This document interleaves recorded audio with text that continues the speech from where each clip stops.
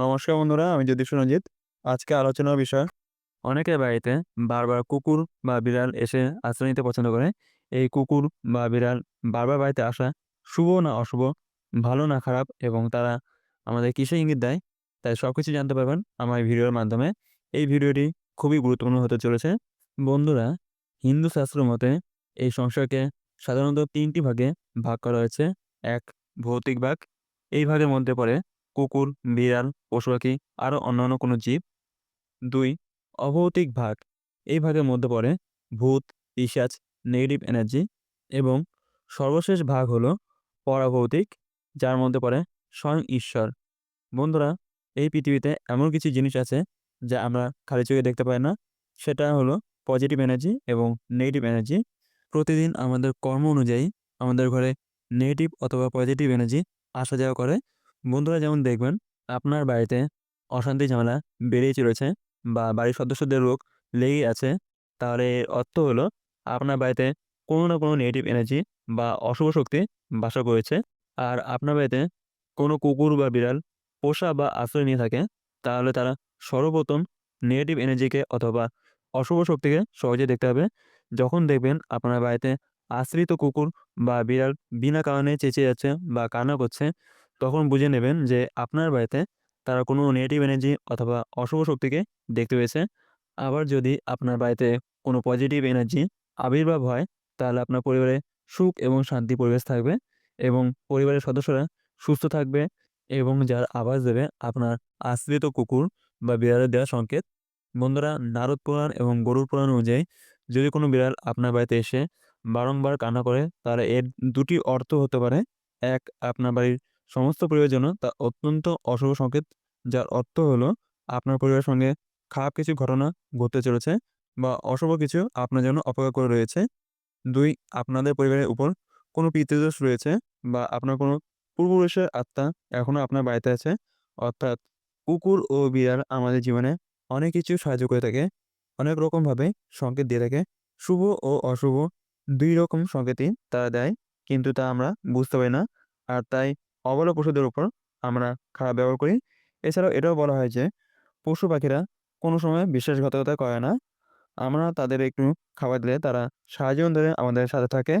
ভগবদ্গীতায় শ্রীকৃষ্ণ বলেছেন যে, "সমস্ত জীব আমার দ্বারা প্রেরিত এবং আমার অংশ। তাই বন্ধুরা, পশু-পাখি, কুকুর, বিড়ালকে অবহেলা করবেন না। এদের আঘাত করবেন না। এটা ভুলে যাবেন না যে, আমাদের মতো এরাও ঈশ্বরের সন্তান। আর কুকুর হলো সাক্ষাৎ ভৈরবদেবের বাহন। তাই এদের কষ্ট দিলে স্বয়ং মহাদেব আপনার উপর রুষ্ট হবেন।" এবার আপনাদের কিছু ভুল ধারণা ভেঙে দিই। আমরা যখন কোথাও ভ্রমণে বেরোই কিংবা ঘুরতে বেরোই, যদি কোনো পশু বা প্রাণী আমাদের রাস্তা বা পথ কাটলে আমরা ভাবি অশুভ হবে এবং সেখানে গেলে দুর্ঘটনা ঘটতে পারে। তাই বলি, আপনাদের এরকম ধারণা সম্পূর্ণ ভুল।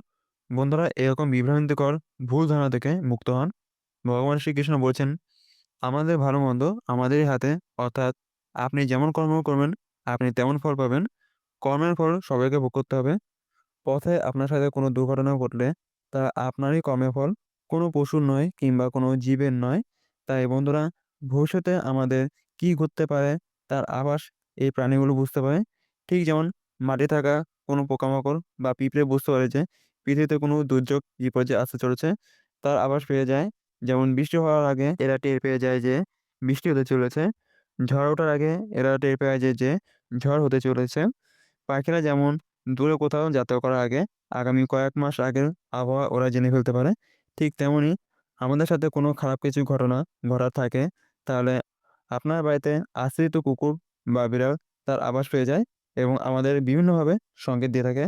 বন্ধুরা, এবার জেনে নিই যে কুকুর বা বিড়াল দ্বারা কোন সংকেতগুলো শুভ বা অশুভ হতে চলেছে। ১.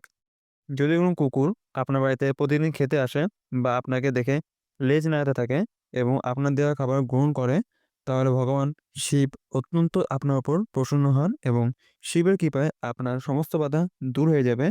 তাই অবশ্যই কুকুর বিড়ালকে কিছু খেতে দিন। ২. যদি কোনো বিড়াল আপনার বাড়িতে ক্রমাগত কান্না করতে থাকে, তাহলে এটি খুবই অশুভ সংকেত। বুঝে নেবেন আপনার পরিবারের উপরে কোনো ভয়াবহ বিপদ আসতে পারে। আপনাদের জীবনে কোনো দুর্ঘটনা ঘটতে চলেছে। ৩. যদি কোনো বিড়াল বাইরে থেকে এসে আপনার বাড়িতে বিড়ালে ঝগড়া করে, তাহলে এই সংকেত আপনার জীবনে অশুভ কিছু অপেক্ষা করছে। ৪.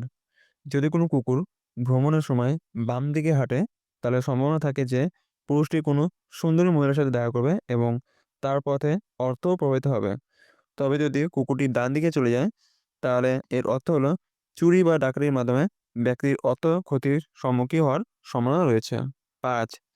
যদি কোনো কুকুর কোনো রোগীর সামনে বারবার তার লেজ বা হিটমন্ডের অংশে চাটতে থাকে, তাহলে শকুন শাস্ত্র অনুসারে সেই রোগী খুব শীঘ্রই মৃত্যুর সম্ভাবনা রয়েছে। ৬.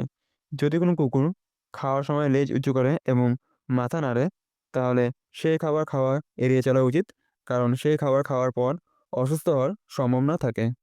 ৭. যদি কোনো কৃষক লাঙল বহন করার সময় বাম দিকে এবং তারপর বাড়ি ফেরার সময় ডান দিকে একটু কুকুর দেখতে পান, তাহলে এর অর্থ হলো তার ফলন খুবই ভালো হবে এবং তার জন্য প্রচুর অর্থ আসবে। ৮. যদি ভ্রমণে যাওয়ার সময় যদি কোনো কুকুর আপনার জুতা নিয়ে পালিয়ে যায় অথবা অন্য কারো জুতা নিয়ে আপনার সামনে আসে, তাহলে সাবধান থাকুন, কারণ সেই ব্যক্তির টাকা চুরি হওয়ার সম্ভাবনা রয়েছে। ৯. বন্ধুরা, কোনো যাত্রাপথে আপনি বেরোচ্ছেন, সেই মুহূর্তে আপনি দেখেন কোনো এক মা বিড়াল বাচ্চা মুখে নিয়ে রাস্তা পার হচ্ছে, তাহলে বুঝে নেবেন আপনার কোনো পুরানো আত্মীয় দেখা হতে চলেছে। ১০. বন্ধুরা, ধরুন আপনি কোনো গুরুত্বপূর্ণ কাজে রওনা দিয়েছেন আর পথে বিড়ালের মুখেও কোনো খাবার দেখলেন, তাহলে বুঝে যাবেন যে আপনার কাজ আজকে সফল হতে চলেছে। ১১.